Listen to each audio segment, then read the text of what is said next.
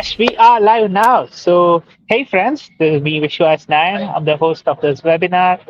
A lot of times, machine learning system has always been the unsolved puzzle that is yet to be understood. And I think Kubernetes gave that education of scale, and there is a lot that has been explained over a course of time. I think Henk is going to give you a lot of insights, not just about ML system, but how does the system scale? I think he's going to give you a lot of insights about it. So, over to you, Henk. The show is yours.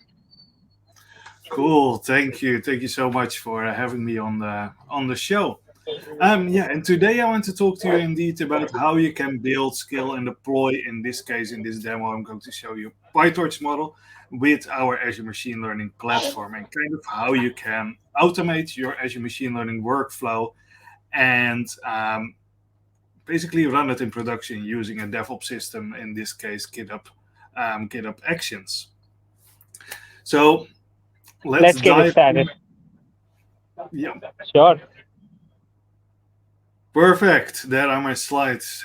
Um, so my name is Henk. I'm a senior cloud advocate at Microsoft. My focus is on AI and especially machine learning on Azure Machine Learning platform. You can follow me on Twitter, and all the code I'm going to show you today is available in my GitHub, and there are a lot of examples on my blog. And today I want to talk to you mostly about how can Azure ML help you bring a model into production in kind of a managed and controlled way. So if we're talking about kind of training models on scale and not on your local machine, there are a lot of challenges we have to overcome and a lot of things we have to manage. Like we have to manage our dependencies, our containers, we have to schedule our training jobs. We need to find a place where our data is going to live. We need to scale resources, have clusters, and one important thing, secure access to all of our training and data, of course. So that is what we're going to take a look at how we can do that. And we can do that with our managed Azure Machine Learning platform. So what is Azure Machine Learning? Azure Machine Learning is in Azure is a set of cloud services that works together that can be controlled with a Python SDK. And on top of that Python SDK, there are a lot of different ways how you can interact with that SDK. So there is Azure Machine Learning Studio, or you can use the Azure CLI. You can use automated machine learning. You can control it with Visual Studio Code. And kind of that SDK enables us to prepare data, build models, manage models, track experiments, train models, and deploy our models. So basically, it covers the whole life cycle of a Azure machine of a model, from all the way from the training and data all the way up to production. So there are some key elements that we need to know about in our Azure Machine Learning workspace. So we have models. This is the place where we store our models. So the training is done, you store your model in model management, and then a deployment can kind of pick up that model and deploy it from there. We have pipelines that are our machine learning pipelines. We have a place where we manage our compute. We have data stores where our data is, and deployments where we manage our deployments into production or dev test, whatever you want. And this is how it looks. On the left, we have all our assets or our menu, all our actions, and on the right, we have our dashboard. And this is accessible to ml.azure.com. When I think about training and running a machine learning model, I always think it in three steps. First, we have to think about our data. Second, we have to kind of train our model. And then when our model is trained, we need to think about how we're going to deploy it and how are we actually going to run it in production. So this slide, we're going to dive into all the kind of different aspects and terminology that comes with Azure Machine Learning. So everything starts with data. And in this case, everything circles around a data set. So a data set can be like a CSV file, it can be images, it can be text, it can be kind of everything that can be as an input for training your model. The data set is located on a data store. And with the data set, you can have multiple versions of that data. There's some easy labeling tools that will help you label your data if you're using images. But it is all linked to that data set. So in the end, you have a data set. And from the data set, you're going to train your model. There are 4 different ways of training a model in Azure Machine Learning. We have automated machine learning, we have our visual designer, we have an SDKs, and we have pipelines. We'll dive into all of those types a little bit later. But they all have one thing in common, and that is it all ends up in a run. So if you start your training using automated machine learning, it will end up in a run. Pipelines are multiple runs. SDK controls the run. Visual Designer also creates runs. So underwater, it is always a run. And those runs are grouped under experiments. So I can say we are going to train some Lego data set later on. So my experiment is Lego classification, and this is run number 100. So every time I try and train my model, it generates a new run. Every run needs a training script. That's the script like PyTorch, TensorFlow, Keras, whatever you want. It's a training script. And the run runs your script.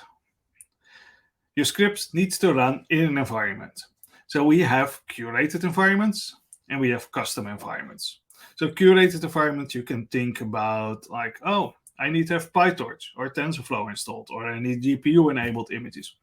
We all have them curated nicely for you, but you can also bring your own containers, your own environments where you can have like very specific things and packages in running. Those environments need to run on compute. So we have like different types of compute for you. We have Azure Machine Learning clusters. These are scalable clusters. They shut down and they expand where there are more jobs. We have Azure Machine Learning instances. That is one single container which you can use. You can use your local machine, and you can have linked compute. And your linked compute can be like a Kubernetes cluster on premise in your own data center. And then the run points to a data set. Your training script runs in an environment. The environment runs on compute. And so we execute the training script, and the training script generates artifacts. Mostly a model and a bunch of log files. And those artifacts, especially the model, we can register in model management. From model management, we can create deployments. So we can have a scoring script that actually runs the model. It's mostly not that the model by itself does something. You need to write a little bit of software around it so you can execute the model. And there is a deployment configuration, like how the environment has to look. Deployment points to a model. The deployment also needs to run in an environment with all the right packages installed. And then you can deploy that deployment to an Azure Kubernetes service, an Azure Container Instance, an online managed endpoint, or if you're doing offline scoring, you can use a batch endpoint. So this is kind of the whole picture of what you can do with Azure Machine Learning, and you pick out the things you kind of need to get your job done. So there are 3 or 4 ways of training options in Azure ML. There is the all code run configuration. You write all the code yourself using the SDK. There is no code. That is automated machine learning. You kind of go through a wizard, next, and it will figure out the best model for you. Or there is like some code involved. You use the visual designer to create a machine learning pipeline, but you still create your own components. So what is automated machine learning? So automated machine learning kind of automates for you the selection of the best model. So what it does, it has a user input, it has your data set. You configure, hey, I want to get this parameter. You have to watch that. And what it will do is runs all these type of algorithms over your data set, trying to predict the column you mentioned, and finds the best model, the most accurate model for you. And then you get a leaderboard like, hey, this is the best model, this is the best algorithm to kind of solve your problem. We have also an Azure Machine Learning Designer. That is our drag and drop interface. These are all ready-made components for you. You drag on a canvas, you connect arrows, and your data will kind of flow through the pipeline you've created there. There are a lot of examples, so this is a really good way of kind of getting into Azure Machine Learning in a nicely graphical way. And then there is the all code kind of run configuration. So there is a Python SDK that you can use in Jupyter Notebooks, or you can use the Azure CLI to kind of execute your, how do you say it? Execute your jobs. So you specify everything in a YAML file, like, hey, this is the environment I want, this is the training job I want, this is the pipeline I want, and the Azure CLI executes that YAML and runs it against Azure Machine Learning to kick off those jobs.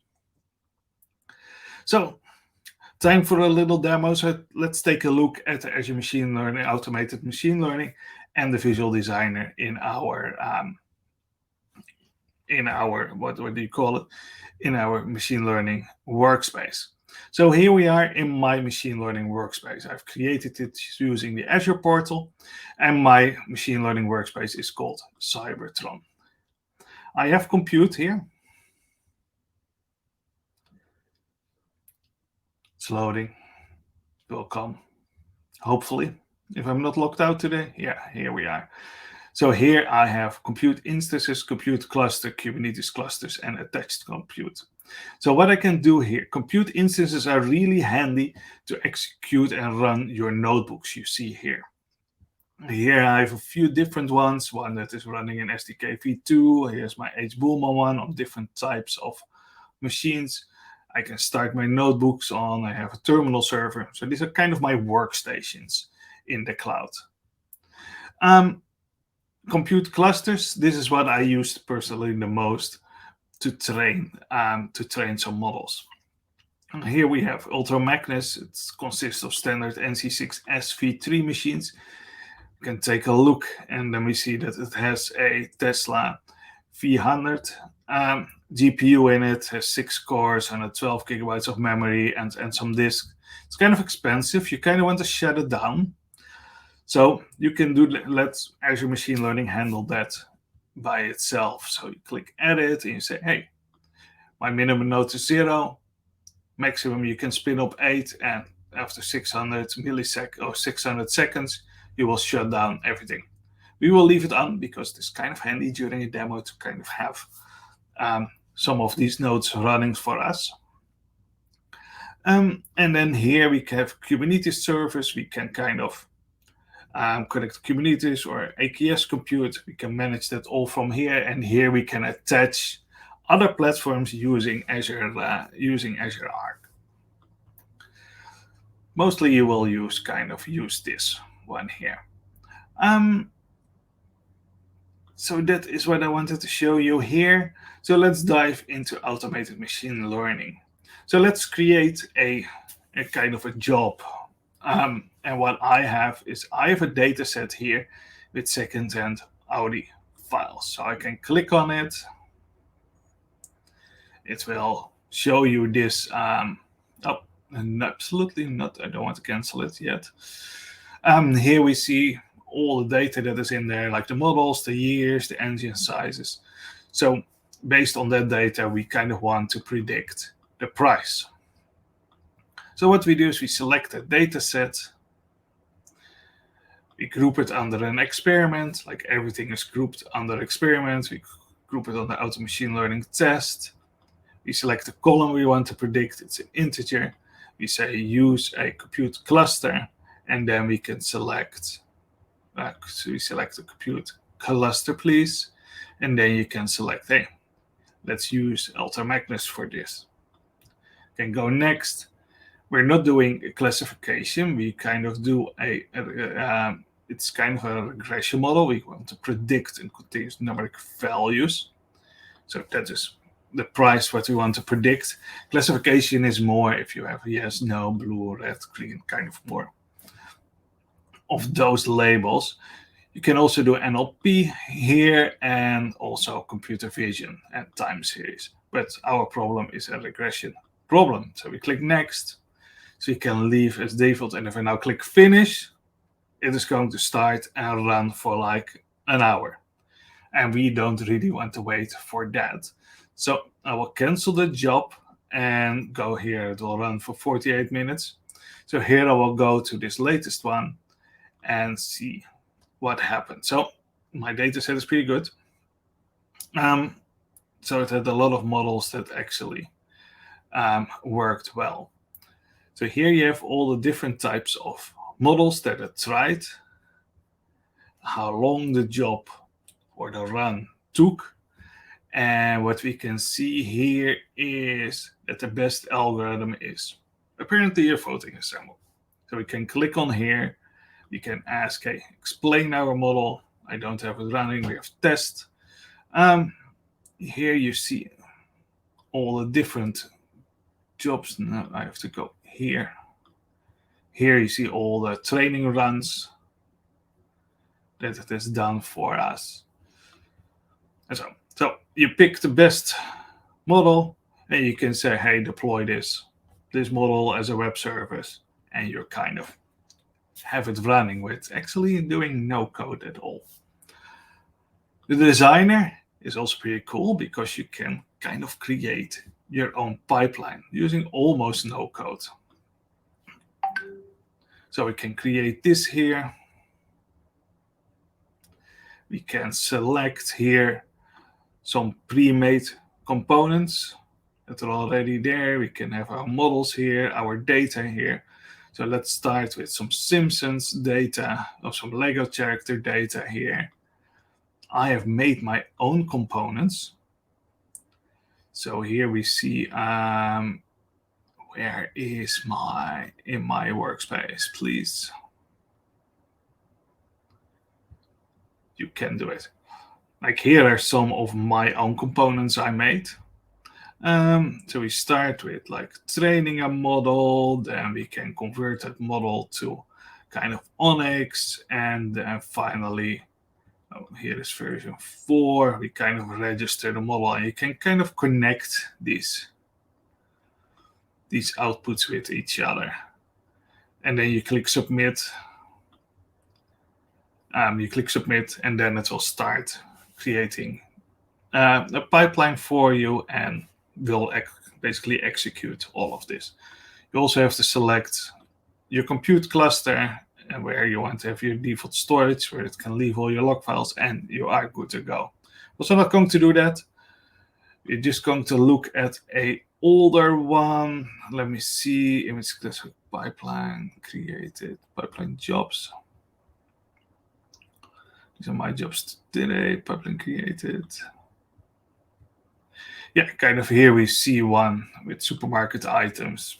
These were like products on a shelf, converted to Onyx and kind of registered the model. You can see all the details from the runs again, because every of this little block is converted in a run. You can see where it actually left the model in the path. We can find it everywhere. We can explore it. We have the labels here and we have the model. It's not going to do that. Here we see what was in there. There was potatoes in there and spinach and all kind of fun food. You can close this again. So this is basically a pipeline.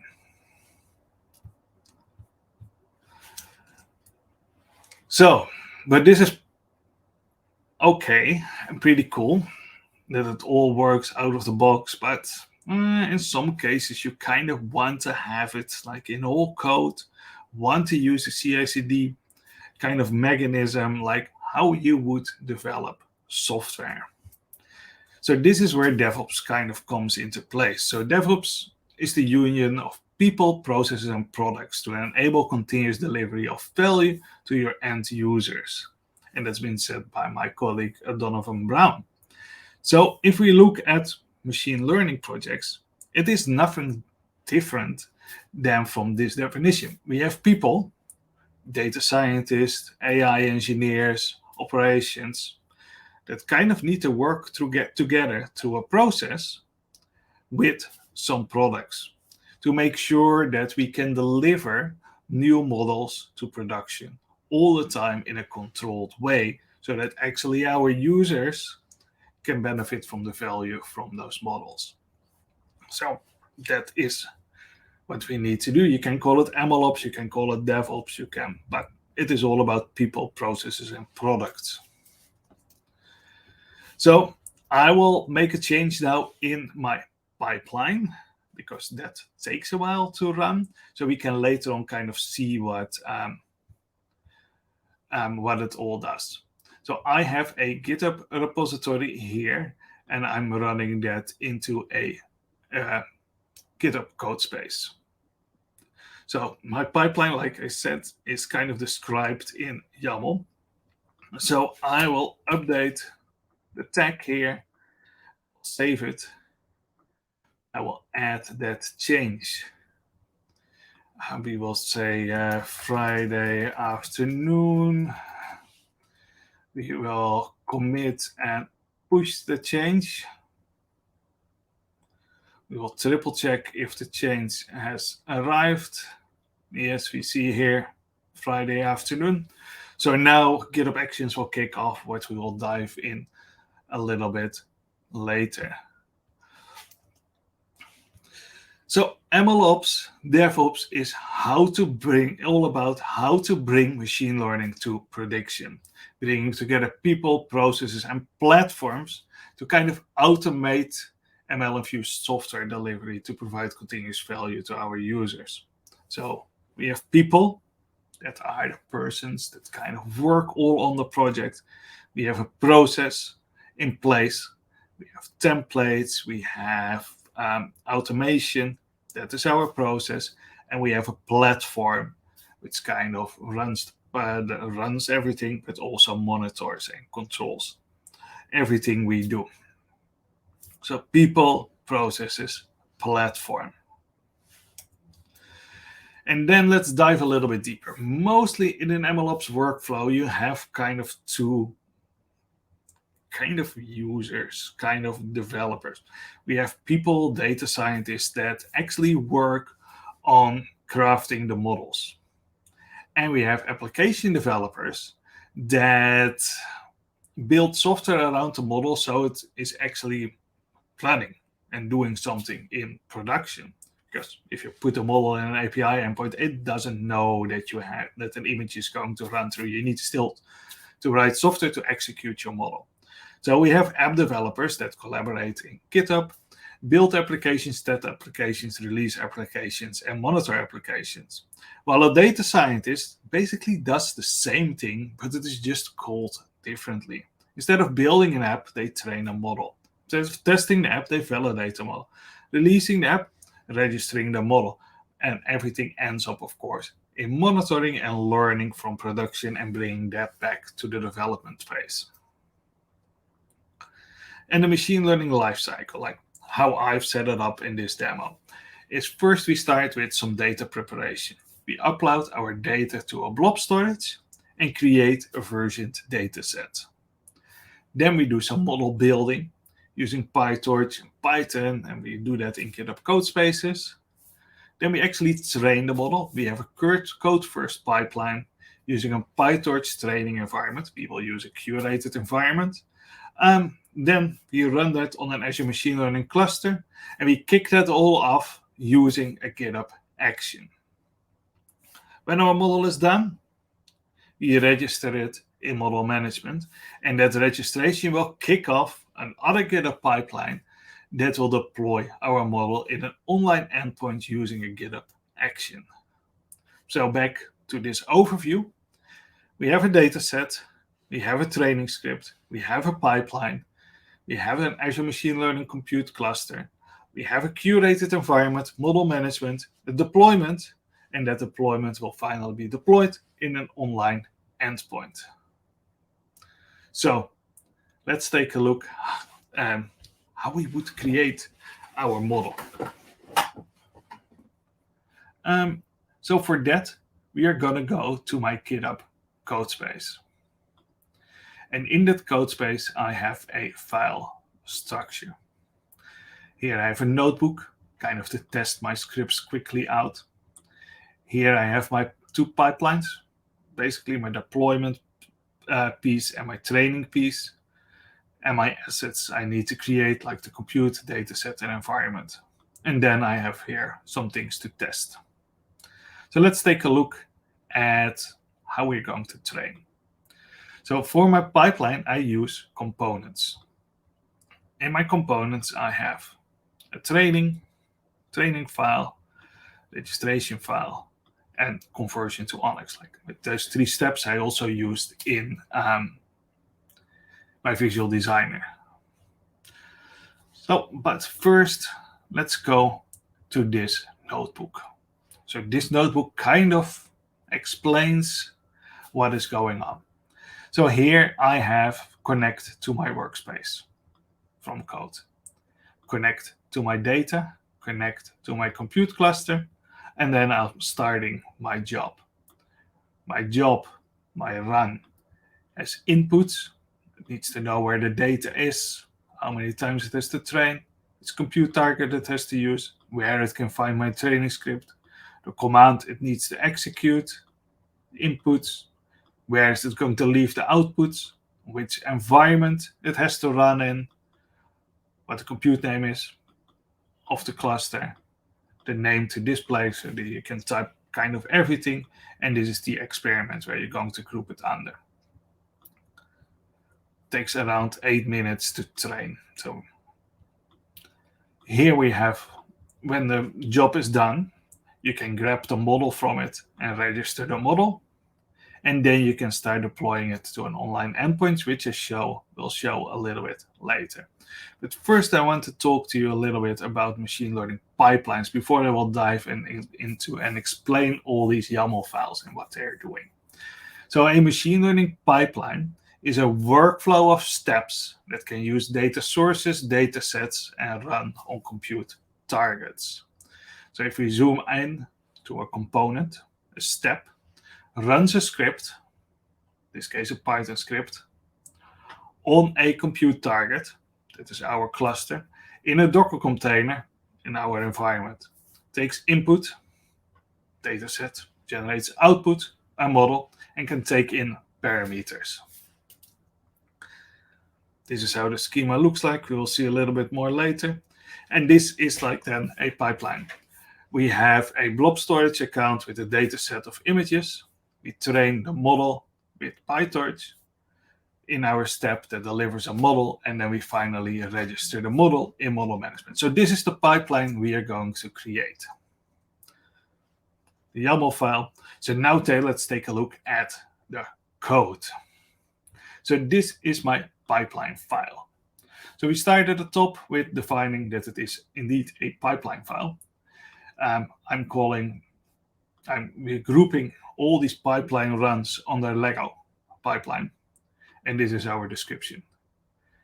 We set some defaults that it can use my default workspace artifact store. It can use my blob storage, and that it is using our compute ultramagnets. Then we have my training data. It's a read-only mount. So my data set is being mounted as a virtual directory in my environment, and this is the data set I'm going to use. And I didn't show you the data set yet, so let's do that. So my data set is under data. We're using Lego V3. That's what I saw.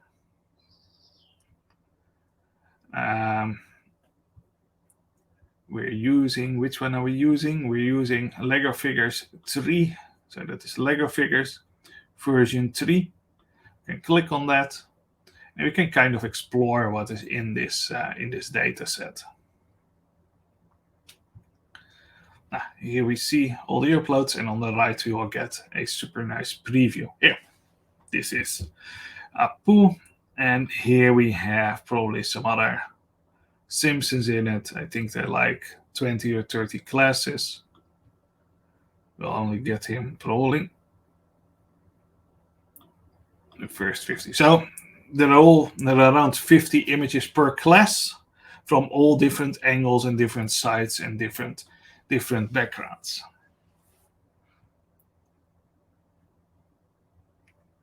And that is extremely fast today. You see from different sides. So that's are the pictures I made, I've uploaded, and this is kind of this is the data we're going to use to train our model. And we can just point it to it in this single line of code. Then we can see a pipeline is a collection of jobs. So here we have the training, the registered PyTorch model, convert that model to Onyx, and register the Onyx model. So we have 4 steps, 4 jobs in this pipeline. You see that it all points, the type is a command, and it points to separate files, to my component files. And here it kind of specifies all the inputs that this component needs.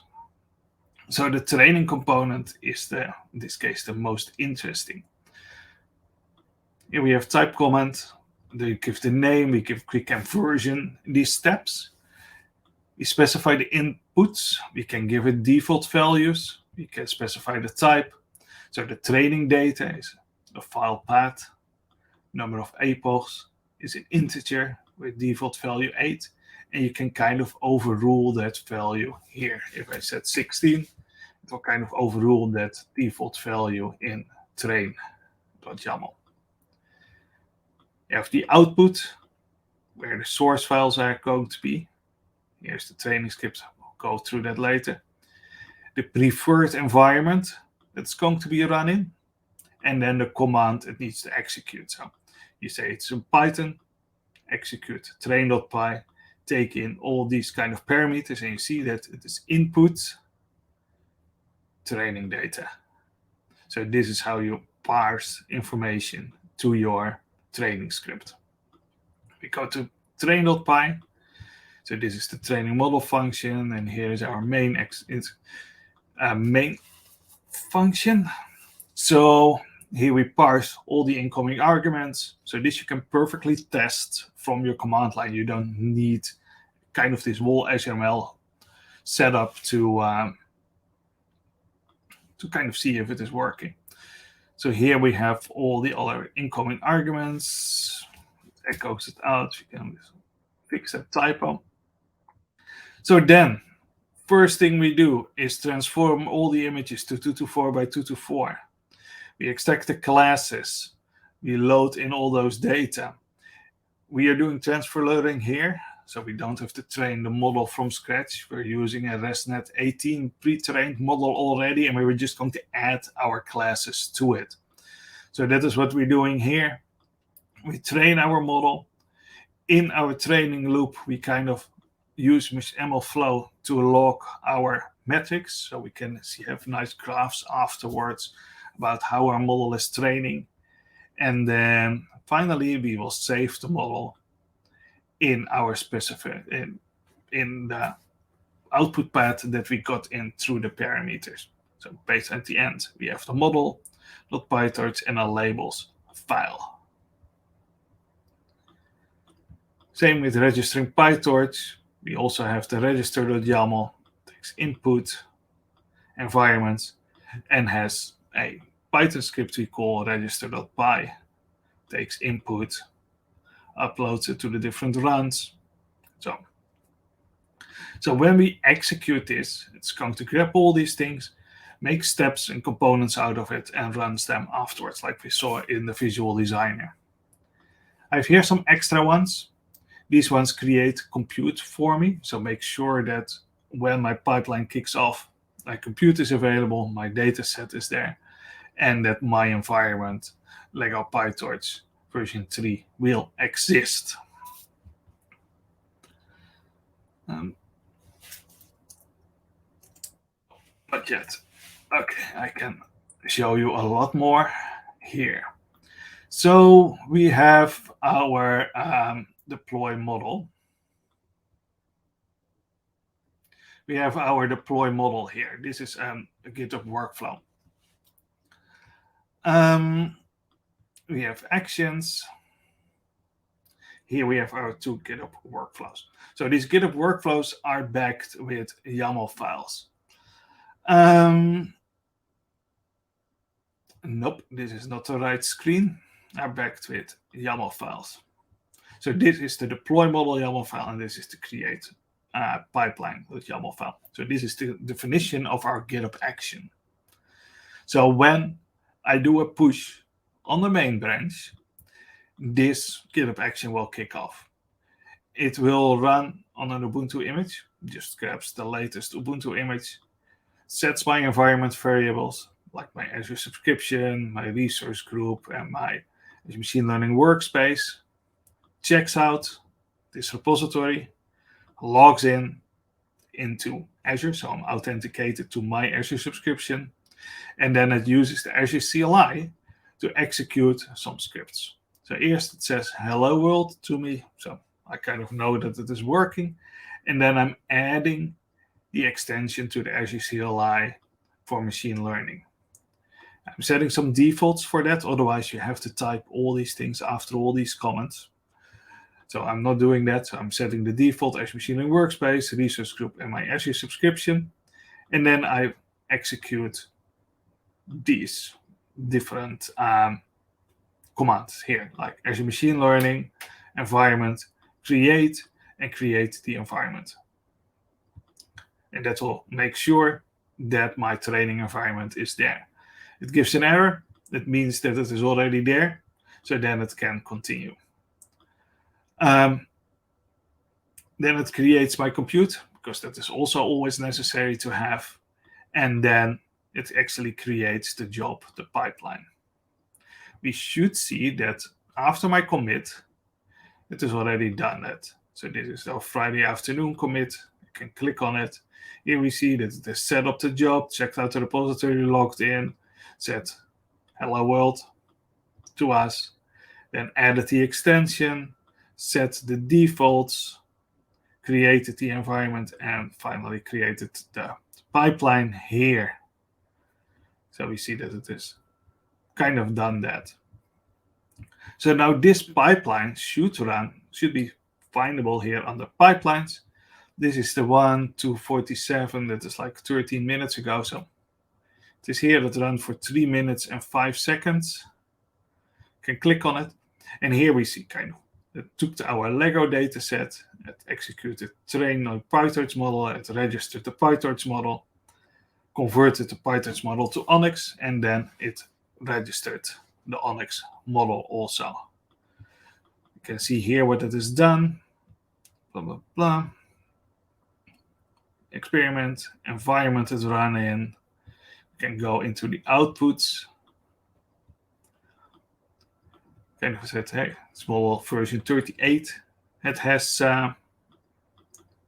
released. And one cool thing I want to show you here when you train is I said that it would log all your outputs and create cool graphs.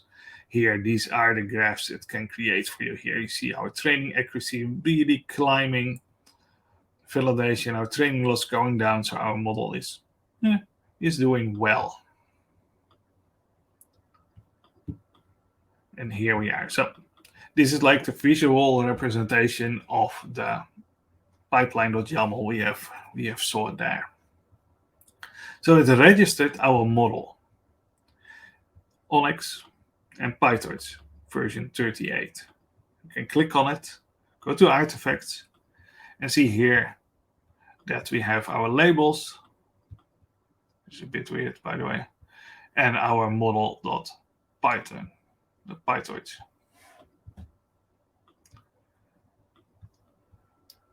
Let me see if we have a better one. 37 artifacts, validation, and okay, no. Didn't save them right. Then this is also one I did today. Here it should be showing hopefully well because the model was actually working. Yeah, here we have one with all the right classes in it. That doesn't matter for now. We can go here to the and deploy this model. So what it has done afterwards, then now the model is there in model management and it needs to be deployed. So let's go back to the slides and talk a little bit about deployment first, and then I show you how this model is being deployed as we speak. So I really like this slide. This slide really shows kind of a really cool path with a few questions about which way you have to choose or which thing you fits the best, which deployment fits best for your problem. So is it the first time deploying? Yes. Okay. Maybe you want to run it locally before you kind of run it in production. So first time deployment, yes. Local, no. Okay. What do you want? Low latency or high throughput? It's an endpoint. So low latency, that's what we want. We need high availability? Yes. Okay, then probably you want to do it in a Kubernetes service. So, and do you want to manage your own cluster?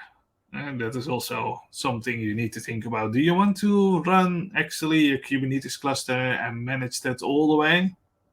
I don't. Some of you might want to do that, but I really like this all management environments where you can just deploy it and Azure takes care of everything. So then you can use the Azure Machine Learning online endpoints. So that is exactly where we are going to deploy it now. So an online endpoint is actually super cool.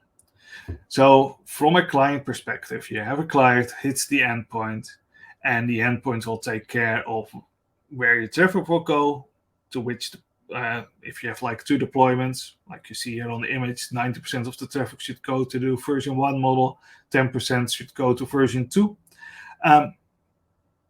It's all managed for you. It's just a slider like you see on the image on the right. But what's cool is that deployments in endpoints also individually scale. So it just can have like one node up and running all the time. And you can say, oh, if the CPU hits like 50%, then start scaling some other nodes.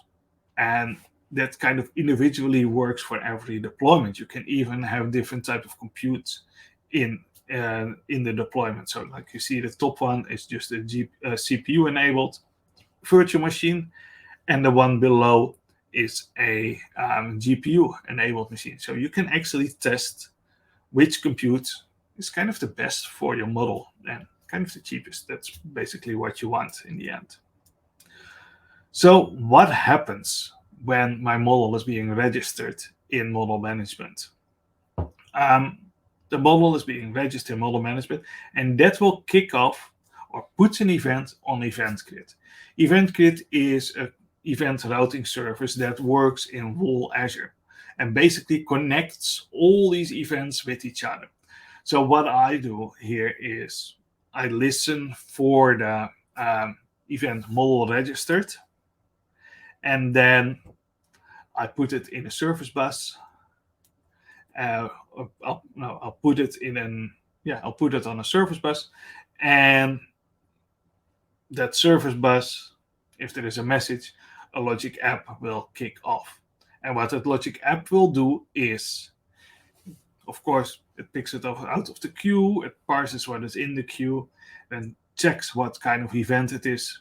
Is it the correct model that needs to be registered? Then it will kick off another, in the HTTP post below, it will kick off another pipeline. And then it will remove the message from the queue. A GitHub action, it will actually kick off. So that is what we're going to take a look at now. So we are here in our code space, and this is the deployment YAML. So basically, what we do when the GitHub action comes in, I think this is easier to to watch from here. So this GitHub action is being kicked off. We're doing the same thing, retrieving our Azure subscription and so on. We echo the name and the model version. We log into Azure. We say hello world. We replace the version and model name in the YAML file, and then we say Azure Machine Learning online deployment create this from this deployment.yaml. Look in the deployment.yaml. It's using a scoring script here, which we can find here.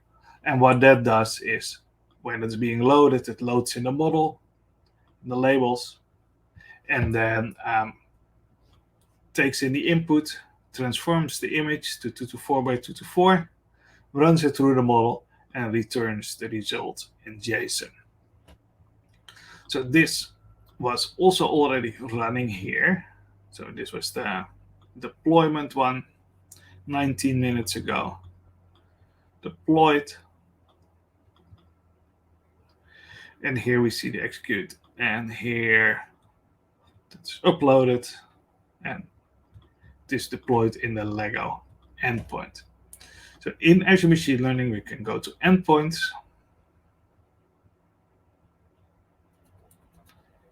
Let's load it up. I have one endpoint up and running. You can see that I've been playing around with all these models. You see here that our model 38 is deployed, and here my version 1 is deployed. Here we can see all the individual deployments. And the cool thing is now we can actually test it by sending data to that model. And of course, I have a sample script here in my code space, what I can use. Here we have a test images BART in our case. So I'll paste it here and we send it to the endpoint. And that's 48% sure that it is BART. Let's try it with Lisa. See, it's giving her back Lisa. And if we click on these images, we see we are sending kind of these images to the endpoint. We can also do it with a raw HTTP post here from text. So here we see it has a token. This is the JSON and there's a post. So we send the request, comes back here. We can also recognize Star Wars images. Gives us some hints how to consume it here. We have built-in monitoring for the endpoints. You can see the average latency, incoming requests. Here we see our latest requests from like half an hour ago. We have the deployment logs that we can see how everything went when it was deploying. And we can basically edit these endpoints. Scale up, you can say target, like if there's like 70%, every second you check, and you can scale up to 10 instances. And with update traffic, we can kind of say, 50% there. And kind of hard to slide all the things, but here you go.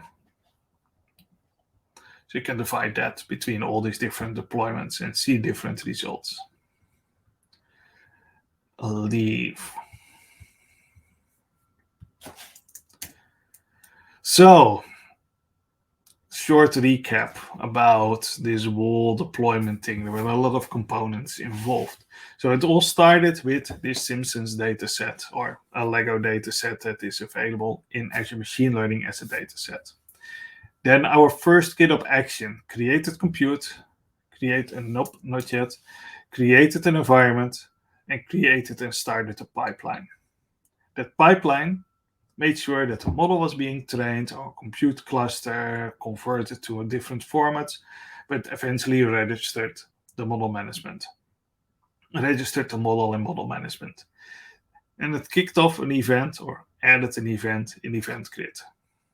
The Event Grid added a message in our message queue, And it started off a logic app workflow. This can also be an Azure function or can be basically anything that can kick off another GitHub action. Kicking off a GitHub action is just an HTTP post with a right token. And that started the deployment to an online endpoint.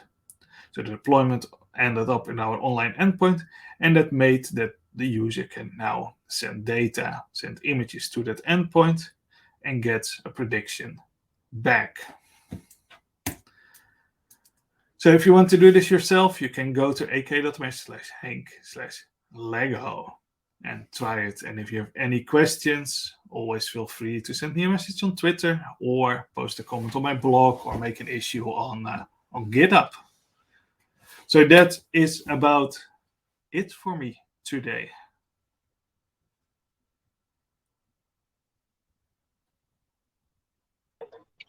I think this is perfect. Thank you so much for such a good demo. I Yeah. think I Do think you want Jeevan to? is asking very good question. Yeah, Yeah, we can go to the questions. That's good. What is ML system scaling problem some statement scaling for? problem statement. Yeah, of course, these models are becoming bigger and bigger and bigger. So we basically need more. We need way more compute, and it will take longer to inference. And people are kind of using it a lot. So that will be a bigger problem, of course. Problem.